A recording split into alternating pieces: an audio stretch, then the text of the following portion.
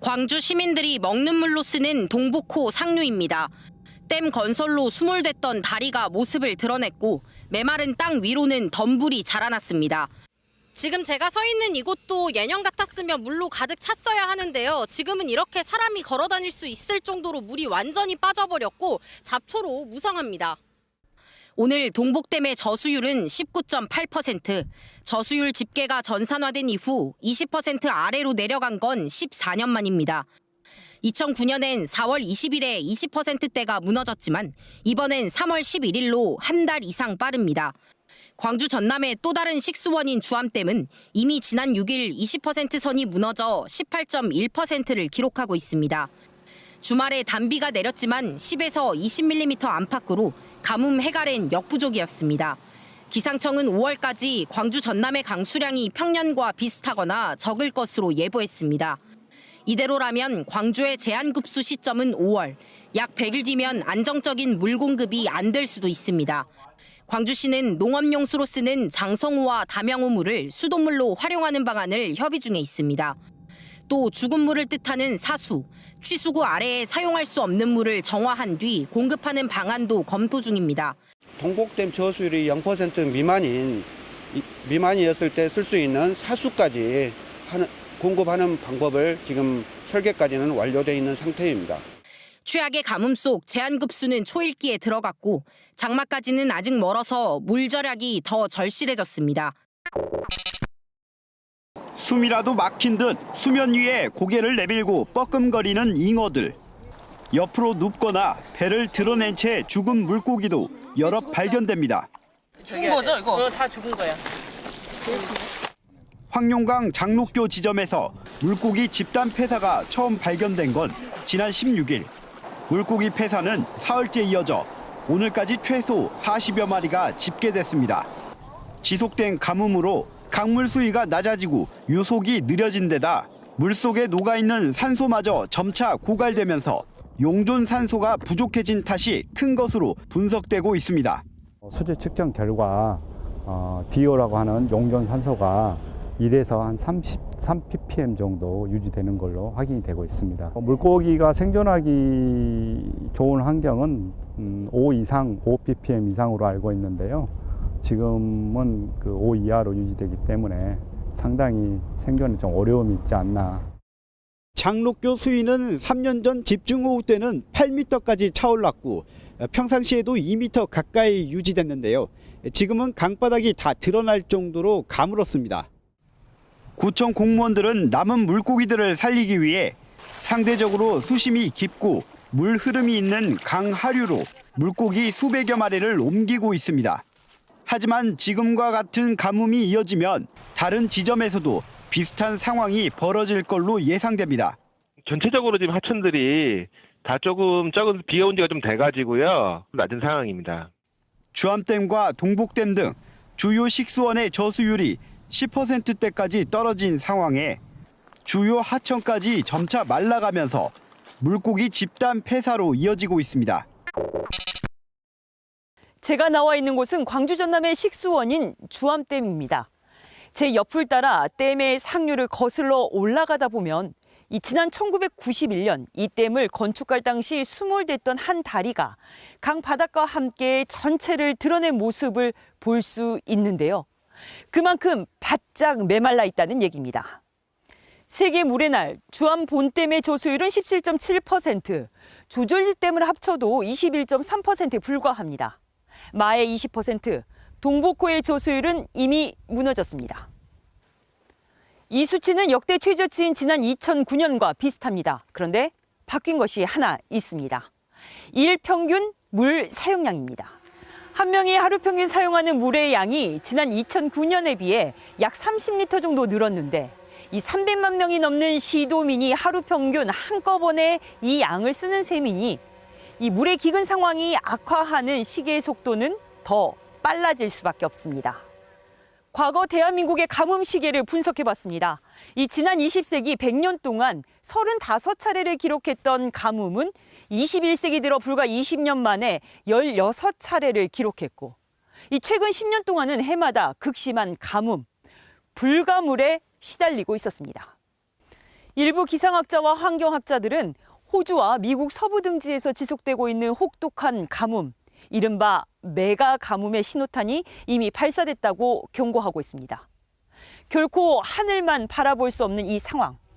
어떻게 대비해야 하는지 손준수 기자와 함께 취재했습니다. 곡창지대인 호남 평야에 물을 공급하는 담양호입니다. 최근 광주시는 담양호를 비롯해 농업용수를 담아둔 저수지에 물을 끌어오는 방안을 검토하고 있습니다. 이대로 비가 충분하게 내리지 않는다면 광주에는 6월부터 31년 만에 제한급수가 현실화할 수 있습니다. 시민들께서 적극적으로 물전략운동에 동참해 주시는 의미가 퇴색되지 않도록 행정에 할 수 있는 모든 방법을 찾아 노력해 가겠습니다. 하지만 저수지에 농업용수를 끌어와 식수로 사용하기도 쉽지 않습니다. 농번기가 다가오는데 전남 지역 저수지의 저수율은 평년 대비 76% 수준에 불과하기 때문입니다. 당연히 식수도 중요하지만은 또 농사진 입장에서는 농업용수도 그만큼 식수만큼이나 중요하기 때문에 그 부분에 대해서는 많이 좀 신중히 고려를 해야 된다고 생각합니다. 전문가들은 농업용수 공급을 다각화하기 위해서는 우선 수요 파악 체계를 개선해야 한다는 입장입니다. 농업용수 수용량을 정확히 파악할 수 있어야 남는 물을 계산할 수 있는데 실수요 파악을 위한 정보 축적과 계측 시스템이 제대로 갖춰지지 않았다는 겁니다. 농업용수뿐만 아니라 지금 서로 수자원 간의 효율적인 사용이 앞으로 절실하게 필요할 것 같아요. 스마트 워터 그리드라든지 어떻게 보면 크게 보면 지능형 물 관리 시스템이거든요. 그런 것들을 도입을 해서 이와 함께 상시적인 가뭄에 대비해 저수지에 물그릇을 키우고 농업과 공업, 생활용수 등을 일원화해 관리하는 통합관리 시스템 구축이 시급하다는 지적입니다. KBS 뉴스 손준수입니다. 제한급수 초읽기에 들어간 광주시는 급기야 이달부터 영산강물도 식수로 쓰기로 했습니다. 덕흥보에서 취수한 하천수가 비상관로를 통해 하루 3만 톤씩 용현정수장으로 유입되고 있습니다. 발전용수로 쓰인 보성강댐 물은 주암댐으로 가뭄 해소 전까지 공급됩니다. 한마디로 물이 풍부한 곳에서 부족한 곳으로 댐과 하천 등의 수원 간 원활한 연계를 위해서는 막대한 예산을 투입해 미리 쌍방향 관로를 설치해야 한다는 겁니다. 호주 같은 경우에도 이제 관로를 개선하거나 이런 신규 수자원을 확보하는 부분들 전문적으로 할 수 있는 담당할 수 있는 기관도 좀 설립을 했고요. 또 현재 주암댐 등 식수원에서 끌어쓰고 있는 공업용수는 하수를 재이용하거나 온배수, 해수, 담수화 등으로 활용해 식수난에 선제적으로 대응하자는 주장도 오랫동안 제기돼 왔습니다. 주암댐에서 물을 가져오니까 광주까지 올 물이 없습니다. 그러면 당연히 여수산단에는 공업용수를 만들어주면 됩니다. 물을 만들자는 얘기입니다. 천수가 아니고. 지난 2015년 충남 지역의 가뭄을 계기로 시행된 지방 상수도 현대화 사업 또한 이 상수도 누수를 저감시키는 효과가 큰 만큼 정부의 적극적인 재정 지원이 뒷받침돼야 한다는 목소리도 나옵니다. 유수율을 올리면서 절감된 분량이 광주광역시 하루 물 사용량보다 더 많습니다. 그러니까 그런 사업들이 지속적으로 이루어지면 우리가 굳이 더 많은 댐이나 더 많은 대체 수정을 확보하지 않더라도 문제는 수조 원대 가뭄 대책 사업 대부분이 이 정부의 예비 타당성 조사를 거쳐야 하는 상황. 하지만 눈앞의 가뭄만 해결하면 해당 사업은 또다시 뒷전으로 밀려 시작도 못하는 것이 태반입니다. 이 때문에 전문가들은 메가 가뭄의 신호탄이 된 호주와 미국 서부 사례를 참고해 대규모 수원 확보 방안을 마련해야 한다고 임모아 말하고 있습니다.